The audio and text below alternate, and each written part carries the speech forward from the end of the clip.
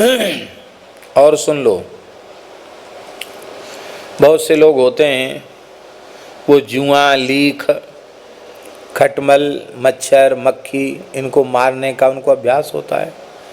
ऐसी मक्खी बैठेगी, ऐसे करके मार के फेंक देंगे। बहुत से लोग ऐसा दाव उनका जाता नहीं, ऐसे फट से मार देंगे।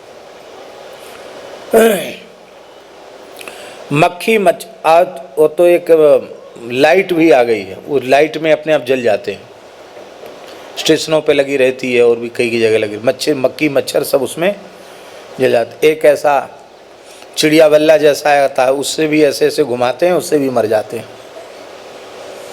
और लोग कहते हैं कि हम तो बहुत अच्छा करें, इनकी यूं नहीं छुड़ा रहे हैं। अब सुन लो, इसमें लिखा है जो जुआ, मक्खी, मच्छर, खटमल, इन प्राणियों को जो मारते हैं वो अंधकूप नाम के नरक में पड़ते हैं। इन प्राणियों को तुमने बनाया नहीं तो इनको नष्ट करने का तुम्हारा कोई अधिकार नहीं। आप उनसे अपनी सुरक्षा करो, मच्छरदानी लगा लो, इतनी सफाई रखो कि जुआ ना हो, खटमल ना हो। और माताएं तो प्रायः गांव में तो ऐसा होता था, अब इतनी फुर्सत है कि नहीं, बैठ गई, बाल फैला लिए और फिर इस अंगूठे पर रख के पट्ट से मार दिया जुआ। और बंदर बहुत अच्छा काम करते हैं, वो फेंकते वेंकते नहीं, मारते नहीं, वो सीधे भक्षण कर जाते हैं। तो ये जुआ मारना, खटमल, मक्खी, मच्छर मारना, ये बढ़िया काम नहीं है। एक महात्मा थे, हनुमान दास जी नाम था उनका, खाक चौक में रहते थे। महाराज जी उनको तबला सिखाए, तबला सीख नहीं पाए तो ढोलक ले आए। माने कि चलो ढोलक ही सिखा देते हैं। भोले महात्मा थे, हनुमान दास जी नाम था।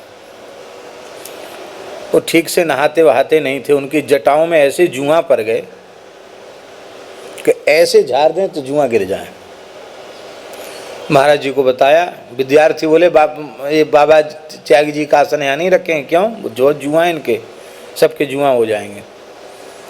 तो बोले जुआ मारने वाली दवाई ले आए। महाराज जी बड़े नाराज हुए, बद रह जा, जुआ मार वे, चलो आयो हैं। तो बड़े बड़े जटा थे, उसको भद्र करवा दिया, पर जुआ मारने नहीं दिए। अब महाराज जी के जटाओं में कभी जीवन में जुआ नहीं पड़े। कैसे नहीं पड़े? कहते जुक्ति है। क्या जुक्ति है? तो नारियल का तेल, उसमें शुद्ध कपूर अथवा कपड़े में डालने वाली गोली, फुनैन की गोली कहते, क्या कहते हैं? हाँ, वो गोल गोल सफ़ेद सफ़ेद सी गोली होती हैं, उनको पीस के या तो वो डाल दो या कपूर पीस के डाल दो।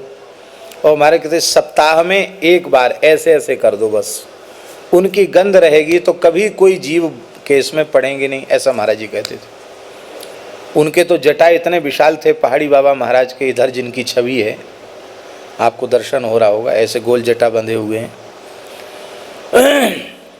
6.5 फीट से कम लंबाई महाराज जी के शरीर की नहीं थी, पूरे लंबे थे, आजानुबाहु थे। और जब खड़े हो जाते थे पूरे लंबे सीधे, तो 1.5 हाथ उनकी जटा धरती में बिछ जाती थी खड़े होने पर। बाद में तो झड़ गई, तो सब यमुना जी में विसर्जित कराई उन्होंने, पर उतनी विशाल जटाएं हमने देखी हैं।